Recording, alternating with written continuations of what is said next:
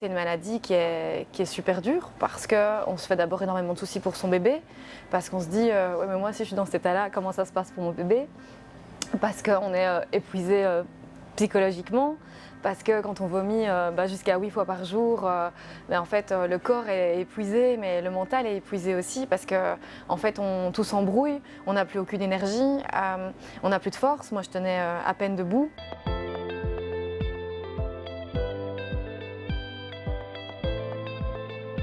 Je suis tombée enceinte fin janvier. À partir de 2 mois et demi, en fait, j'ai commencé à vomir de manière hyper violente. Et puis en fait, ça a continué à s'aggraver, s'aggraver, s'aggraver. J'avais noté les heures auxquelles je vomissais. Mes journées se limitaient à vomir et à essayer de récupérer un peu.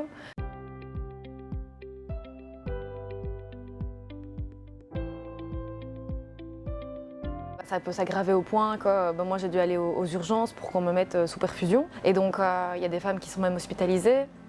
Et c'est une maladie tellement dure que beaucoup de femmes avortent.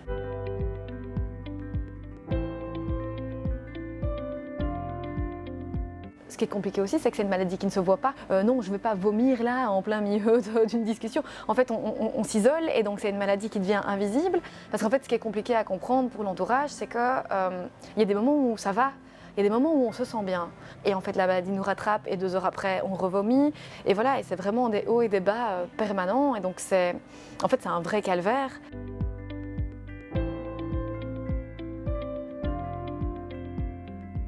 C'est dur aussi par rapport au boulot, parce qu'en fait moi du jour au lendemain j'ai plus pu travailler, j'étais incapable de lire quoi que ce soit, je supportais plus que de regarder le plafond en fait.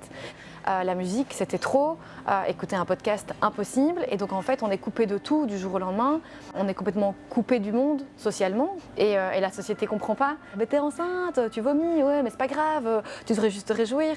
Mais non en fait c'est super violent. La société met tellement la maternité sur un piédestal que c'est comme si on n'avait pas le droit d'être soutenu, et comme si on devait juste souffrir et sourire, et en fait c'est pas normal.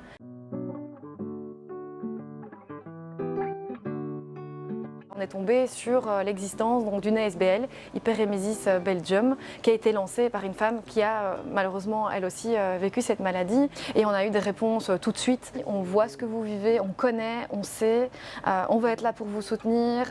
Et donc ça a été une vraie bouée de secours. Donc tout ça c'est mon compagnon qui l'a géré, parce que moi j'étais incapable de le faire. On a eu des contacts via WhatsApp, des petits SMS et puis des appels pour nous dire que cette maladie existait bien, qu'il y avait du personnel médical et soignant qui était formé et qui pouvait nous soutenir, et que donc on n'était pas seul dans cette histoire.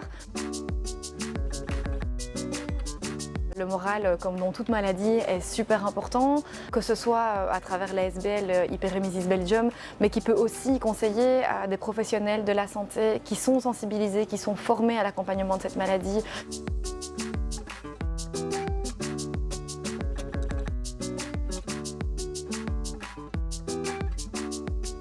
Chercher du soutien, c'est fondamental, se dire qu'on n'est pas seul dans le cas, qu'il y a plein d'autres femmes qui sont passées par là, qui s'en sont sorties, qui ont des super bébés.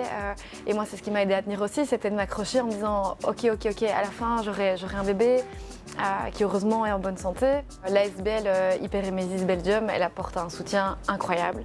Et donc c'est tellement important parce que ça permet de s'accrocher. Et donc à toutes les femmes qui vivent ça, surtout ne restez pas seules en fait. Allez chercher du soutien, il existe.